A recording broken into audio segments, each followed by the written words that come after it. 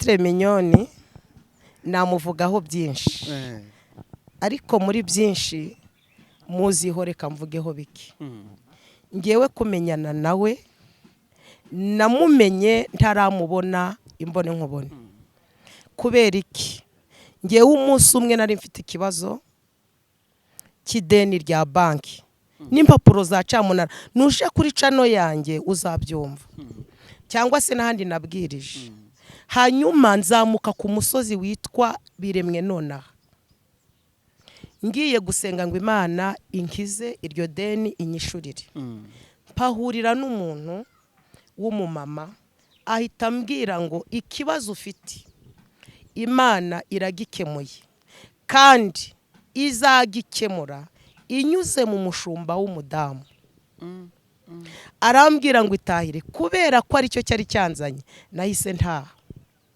hanyuma IREMBO RYERA TV IREMBO RYERA TV andukanye uri umukristo waramenye Kristo warakijijwe Imana iguha umugisha ko dukurikira nawe utaramwakira cyangwa se utarahishurirwa izo mbaraga utarahishurirwa ubwo buntu nicyo tukwifuriza ko no muri iki kiganiro turi kuganira Imana yakwisha cyangwa se umwuka wakwishurira twongeye kugira amahirwe n'umugisha bidasanzwe niba ngo bidasanzwe mu byakira uko bidasanzwe kuko no bwa mbere ntekereza ko mugiye kubona uyu mukozi w'Imana mu biganiro cyangwa se ari kuri kamera zacu twabigerageje kenshi twabyifuje kenshi ariko iki nicyo gihe Imana yashimye ko tumubona muraho neza Nyirapasika muraho hari abantu bakwita muka Pasika abandi ngo ni Nyirapasika tangira wivuga ku bantu badukurikiye murakoze cyane amazina y'ababyeyi banyise nitwa Nyirapasika Vestine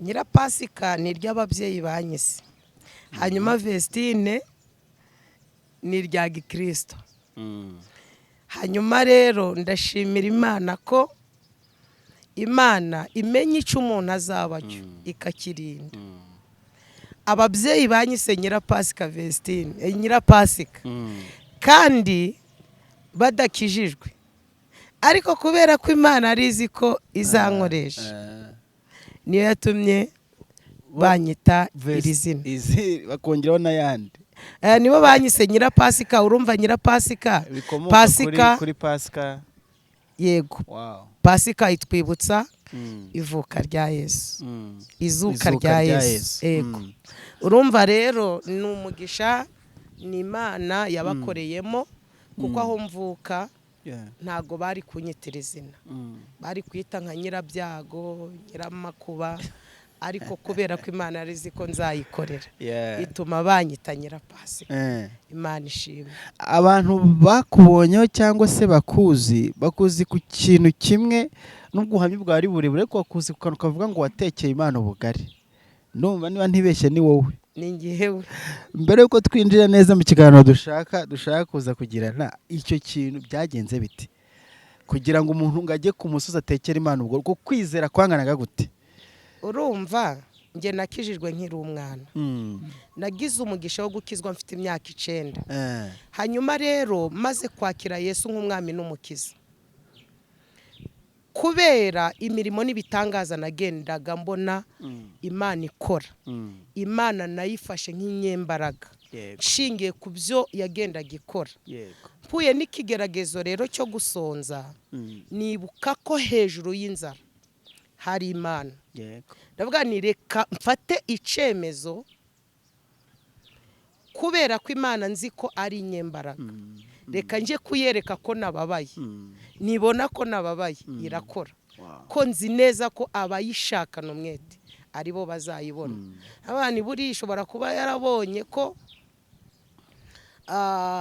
kungerageresha inzara ariho izambonamo umukozi ukwiriye ndavuga rero nanjye reka amaguruke nyisange ku musozi ntumva natekerezaga ko kuba inzara iri wanjye mu rugo Imana idahari kumba Imana irebera hose icyarimwe ndavuga ni nshingiye ku mbaraga nyiziho reka njye ku musozi yego. ibyo wasengeraga warabibonye cyangwa inzara wari ufite Imana tuvuze nk'uyu munsi ukurikije bya bihe wasengaga uyu munsi hari ishimwe ubona ufite bijyanye na bya bihe wanyuragamo? Mfite ishimwe kuko nawe amaso yawe urabona kameme ukomeze biragaragara ko hari icyo Imana yakoze. Uyu munsi sinakongera kuzamuka ku musozi ngiye guteka ubugari, ahubwo mfite icyifuzo cy'uko nzazamuka ngiye gutekera Imana inyama, kuko aho ngeze hararutaho nahoze. Imana ishimwe cyane. Natangiye mbivuga yuko tudakunze kukubona kuri izi social media, hari n'abavuga ngo kuri iyi mihanda, ariko mu biganiro bya gikristo cyangwa se ku mbuga za gikristo ntago ari ku mihanda, ho ni ku mashene y'ivugabutumwa byiza. Hano hantu uje habera ibintu byinshi, cyangwa se hano hantu turi kuvugira habera ibintu byinshi.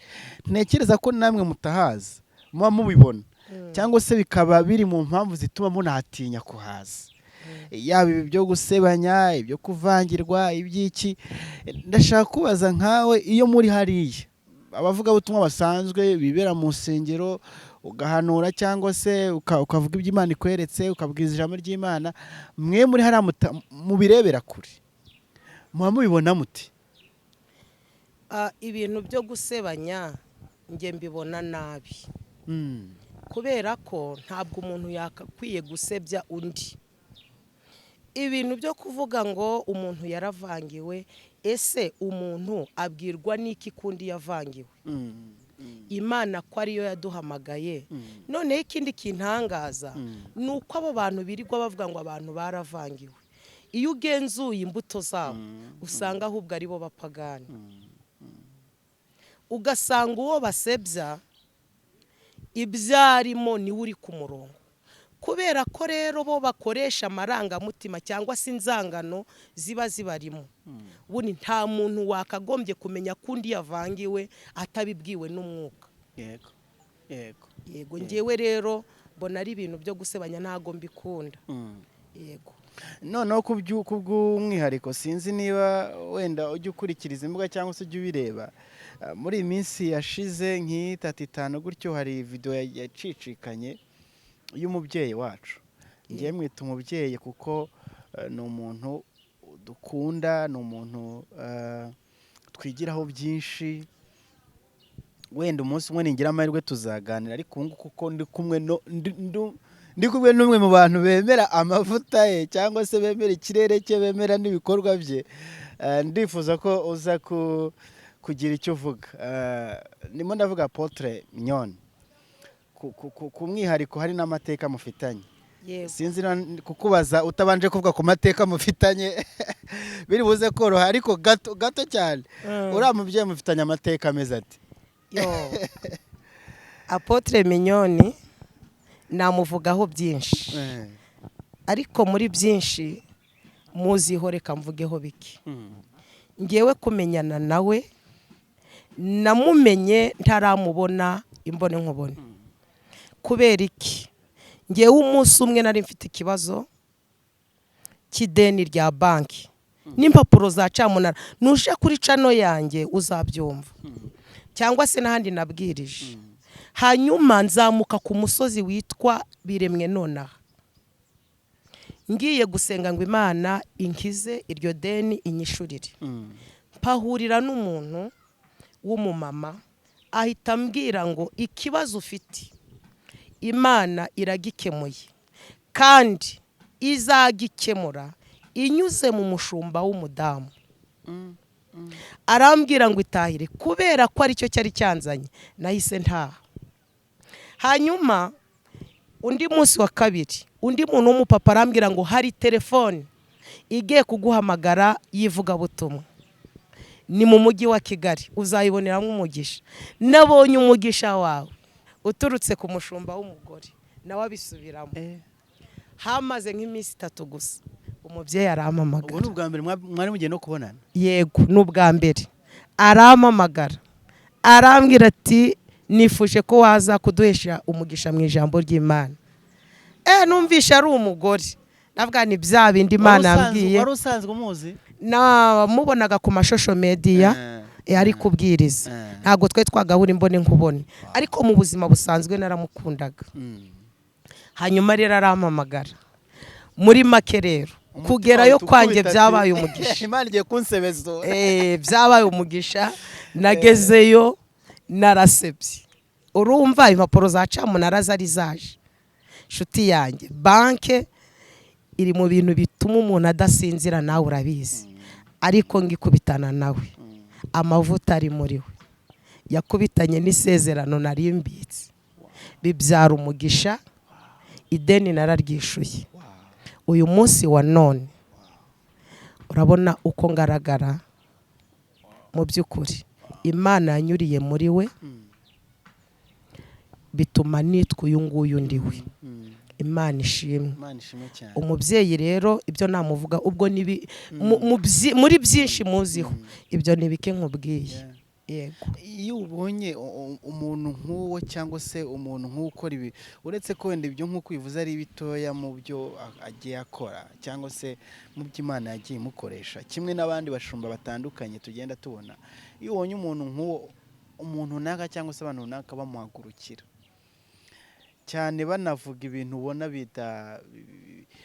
bitari byo ubona bidafite naho bishingiye bidashingiye ku ijambo ry'Imana ari ibintu by'amarangamutima gusa ubyakira ute cyangwa se umva ubutumwa wabahereza cyangwa watanga muri rusange urabona kumuhagurukira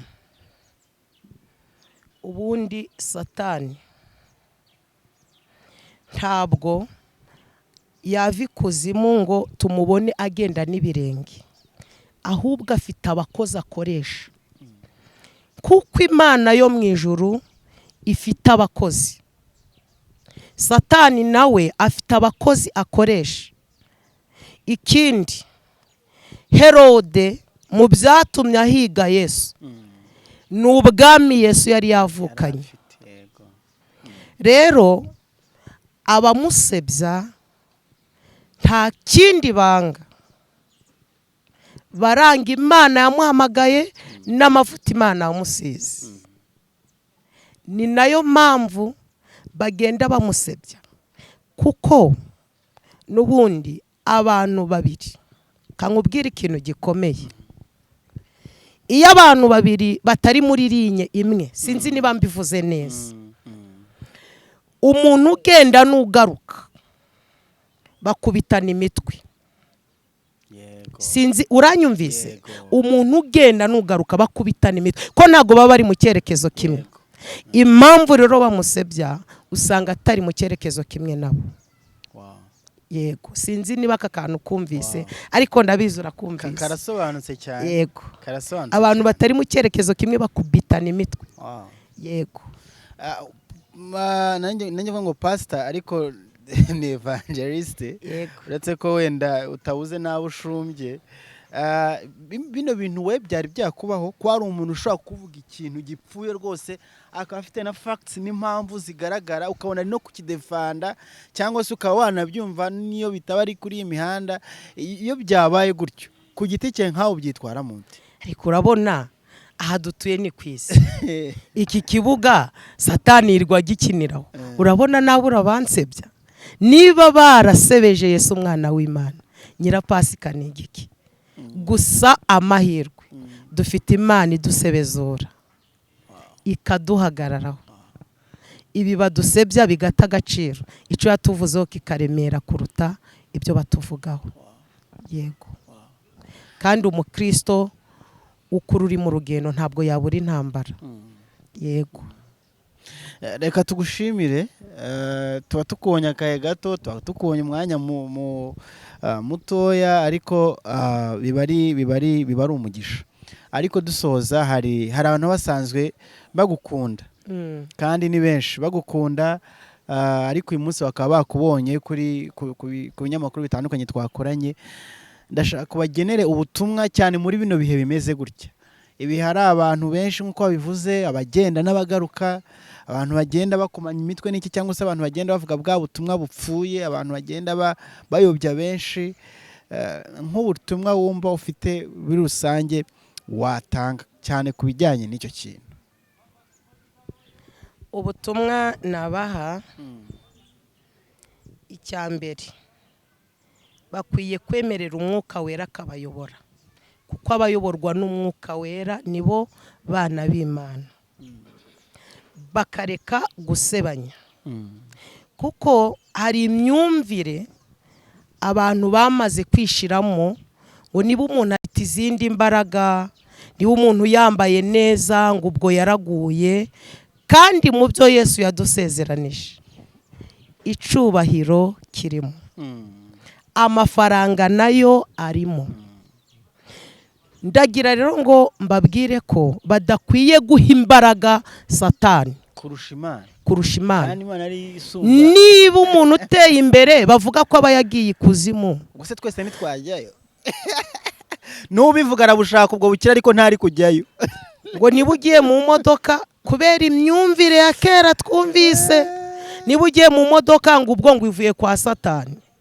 Kandi buriya icyo nakubwira cyo, Imana iyo uyubashe irakubahisha. Muri bimwe biranga umuntu wubasha Imana nuko ahindurirwa amateka. Ndabatangariza ko rero bareka gusebanya, bagasenga, bakuzura umwuka wera. Ku Mana harimo byose. Imana igumisha Nyirapasika. Ndawakiriye. Ndashaka ko dusoza n'isengesho, nubwo byancaho tugatangira tudasenza, ariko dusoze n'isengesho. Nyirapasika, uri umuntu wabaye mu bihe byiza byo gusenga, uri umuntu wabaye mu masengesho, wabaye mu byuma by'amasengesho ahantu hatandukanye, musenga muhamagara Imana. Kandi aho hantu ikintu gikunze kuhagaragara cyangwa kwaba hakorerwa ibimenyetso, ibitangaza n'ibimenyetso, aho abantu birukana abadayimoni, aho abantu bakira indwara. Ariko icyo nshaka kubaza, bino bintu tujya tubona nko kuba wasengera umuntu, kuba wagira ikintu wamurambikaho ibiganza, wagira ute, ariko hakagira ibintu bimukorekaho. Ashobora kuvuza induru. Ibyo ndi kuvuga nge ndabizi neza rwose, kuko nk'iwacu twari dufite icyumba cyasengeraga n'abasazi n'abarwayi bose barabazanaga. Ashobora kuvuza induru, ashobora kwikubita hasi, ashobora kugaragurika, ashobora kuruka. Hari ibintu byinshi bishobora kumubaho. Nashaka kubaza muri experience yawe, ibyo bintu bigeze uhura nabyo cyangwa se bigeze bikubaho? Noneho iyo ubibonye biri no kuba kuri wowe, bihishura cyangwa bigaragaza iki? Ko hari kuba iki? Urakoze cyane. Buriya ikimenyetso cya mbere kiranga umuntu wuzuye umwuka wera nuko arebana n'abadayimoni bagahunga. Birashoboka cyane rwose gusengera umuntu urimo imyuka mibi, imyuka mibi iri muri we ikaguhunga bikarangira yikubise hasi. Ibyo birashoboka cyane. Urugero rwa hafi, buriya mfite musaza wanjye Semajeri, turi batoya twigeze gusengera umuntu urimo abadayimoni. Avuza induru, ariruka, akagera avuga ngo ari gutinya kutureba mu maso kuko ari kutubona turi umuriro. Muri bimwe rero biranga umunyamwuka nuko arebana n'abadayimoni bakagira ubwoba. Si igitangaza kuba umukozi w'Imana yarambura ikiganza ku muntu urimo imyuka mibi akikubita hasi. Kubera iki? Umwuka ugereranywa n'ibintu byinshi, ariko reka mvugeho bitatu. Icya mbere, umwuka wera ugereranywa n'amazi. Kabiri, umwuka wera ugereranywa n'umuyaga. Gatatu, umwuka wera ugereranywa n'amavuta. Rero umwuka wera ashobora gusohoka ari nk'umuyaga, yaho agakubita abantu bakikubita hasi, bitewe n'ibyaha n'ibibarimo biri guhunga ikiri muri wa mukozi w'Imana. Ndabisemera 100%, keretse abantu basebanya bagashiraho commentaire, ariko ntaco bitwaye. Imana igumisha cyane. Ndawakiriye. Reka none dusoze n'isengesho. Imana igumugisha. Yego, murakoze. Ndabashimiye. Imana ibaha umugisha. Reka dushime Imana, kandi rwose Imana iguha umugisha. Yego. Mana data wa twese uri mu ijuru, ise w'umwami wacu Yesu Kristo, warakoze kuduhamagara, uduhamagarira gukora umurimo wawe. kandi koko twanejejwe n'umuhamagaro waduhamagaye, kuko kuva twamenyana nawe ntabwo twari twicuza, tugenda tuva mu bwiza tujya mu bundi. Ndagushimiye uyu mwanya mwiza w'ikiganiro by'ijambo ryawe Mana. Ndagushimiye ko ari wowe wadushoboje, ndagushimiye ko ukomeje kandi kudushoboza, kandi uzakomeza kudushoboza. Ndasenze n'ubundi uyu ni umurimo wawe, kandi umurimo wawe urawuhagarariye. Amen. Ndakwinginze ngo iki kiganiro wowe ubwawe uze ugishigikire, kandi umuntu wese uzumva iki kiganiro umwuka wera azamukure mu rungabangabo kugira ngo amusobanurire iby'ukuri. Ndabizi kuri Imana yerekeza ijambo ryawe kuruta uko twebwe turivuze. Umugisha umuntu wese uzakurikirana iki kiganiro, kandi uzakibyaza umusaruro. Tubyatse Imana twizeye izina ry'umwana wawe Yesu. Amen. Amen, amen. Bivuze neza? Yego rwose. Bahindura icyicaro kugira ngo ifoto yaha bigaragare